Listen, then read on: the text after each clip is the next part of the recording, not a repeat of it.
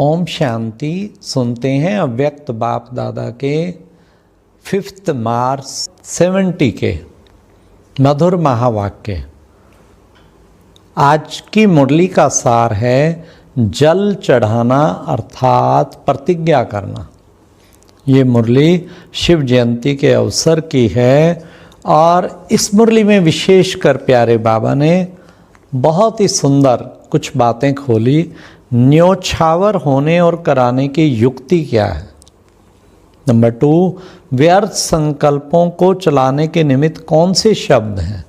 Number 3, कौन सा bell पत्र शिव पर चढ़ाना है। ये 3 चीज़ें बाबा खास जो है ये हम बच्चों की ऊंची स्थिति बनाने के लिए बाबा ने आज राज खोले। तो सुनते हैं 5 मार्च 70 की मुरली के महावाक्य। आज शिव जयंती मनाने के लिए बुलाया है। कैसे मनाने चाहते हो? मिलन ही मनाना है।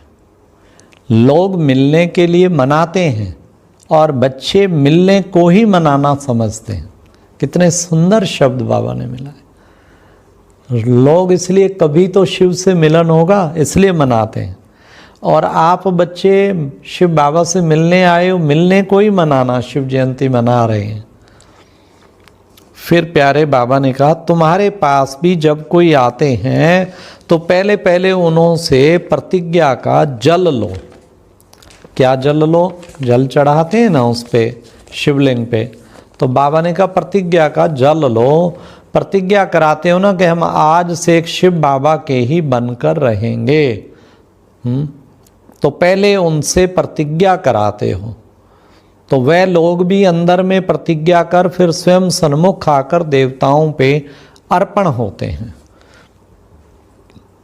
जो पूरे भगत हैं वह सारा ही अपने को उनके आगे झुकाते हैं, अर्थात अपने को अर्पण कर देते हैं।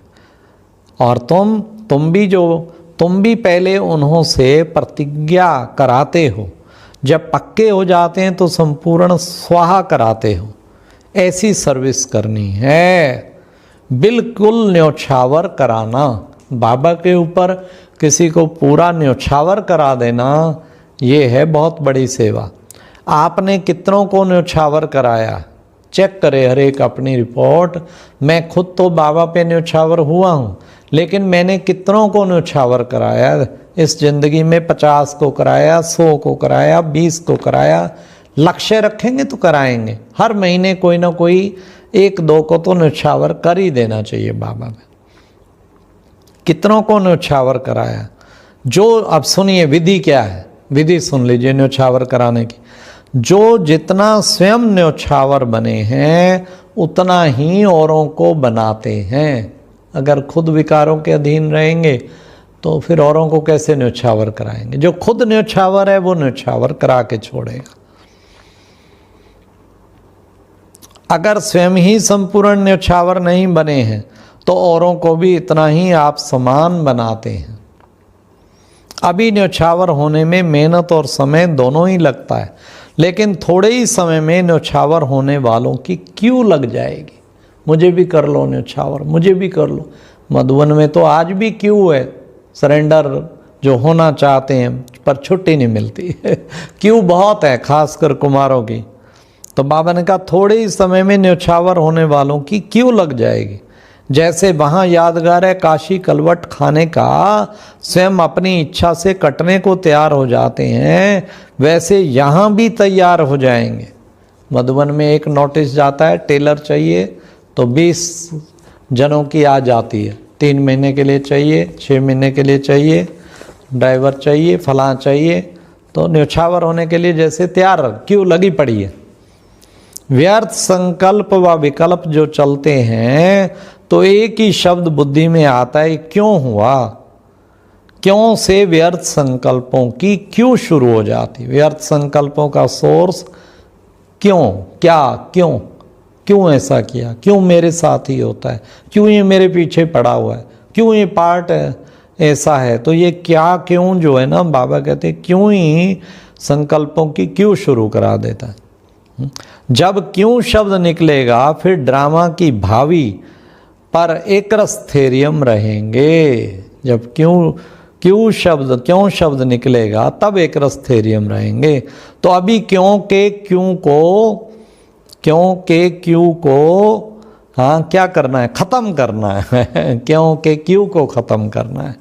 ये बाबा ने क्यों को ख़त्म करने का हाँ एक तरीका बताया कि बच्चे बाप पर न्योछावर, तो उससे फिर बच्चे क्या क्यों कैसे इसका भी ख़त्म हो जाएगा सब।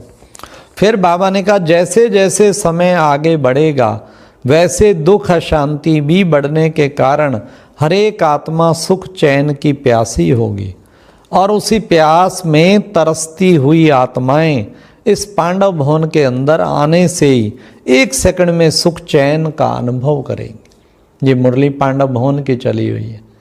फिर जब ओम शांति भवन बना था 82-83 में, फिर वहाँ चलनी शुरू हुई।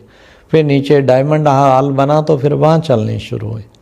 तो ये पांडव भवन उस वक्त और कोई अपनी बिल्डिंग नहीं थी।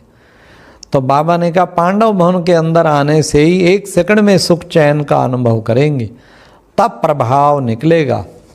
एक एक चैतन्य मूर्ति के समान दर्शन मूर्त हो जाएंगे।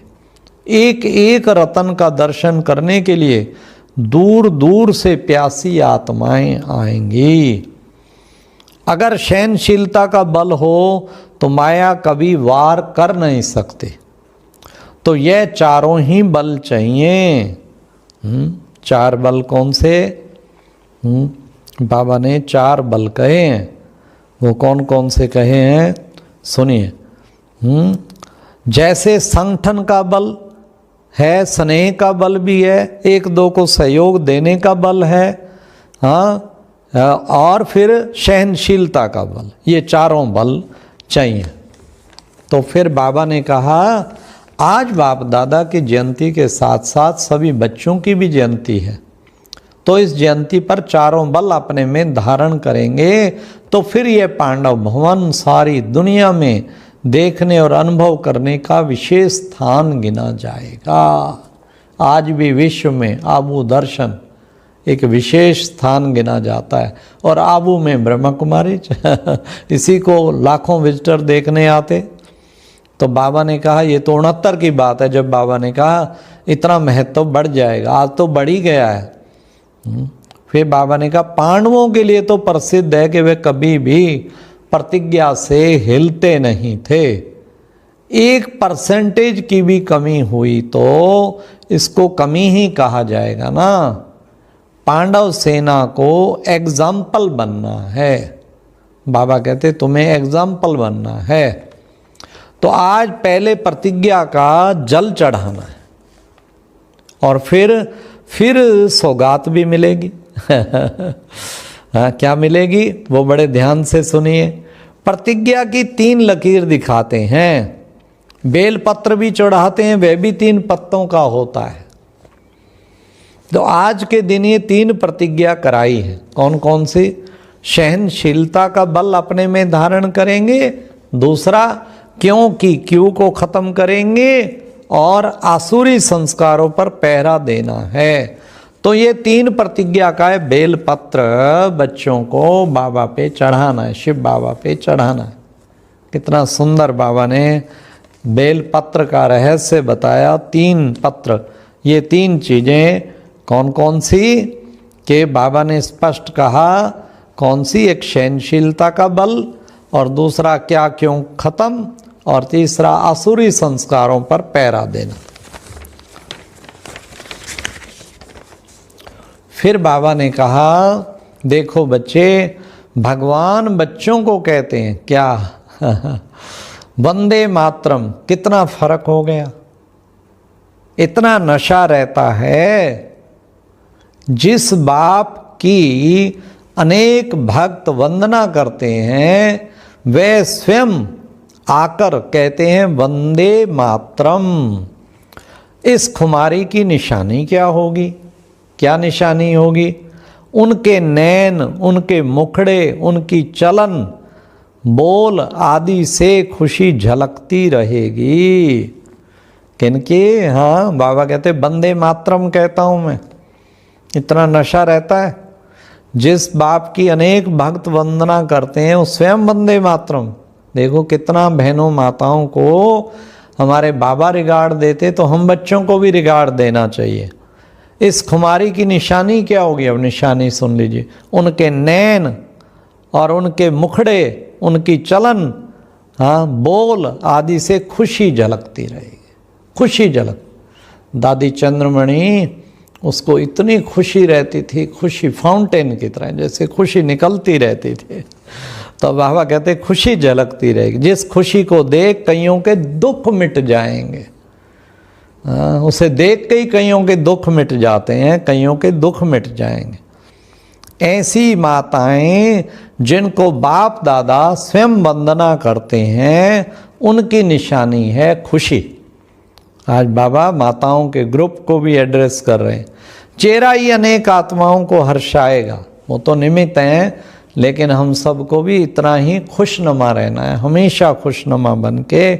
सबके लिए बाबा कह रहे हैं, चेहरा ही अनेक आत्माओं को हर्षाएगा।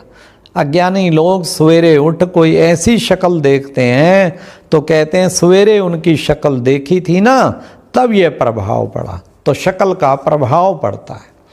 ऐसे ही बाबा को, बच्चों को भी, हाँ, कहते हैं ना, पता नहीं सुबह कौन मत्थे लगा तो मत्थे भगवान लगना चाहिए। उठते ही बाबा हमें नज़र आना चाहिए, बाबा के प्यार में खो जाना चाहिए। तो बाबा ने कहा देखते हैं तो प्रभाव पड़ा। तो आप बच्चों का हर्षित चेहरा देख सभी के अंदर हर्ष आ जाएगा।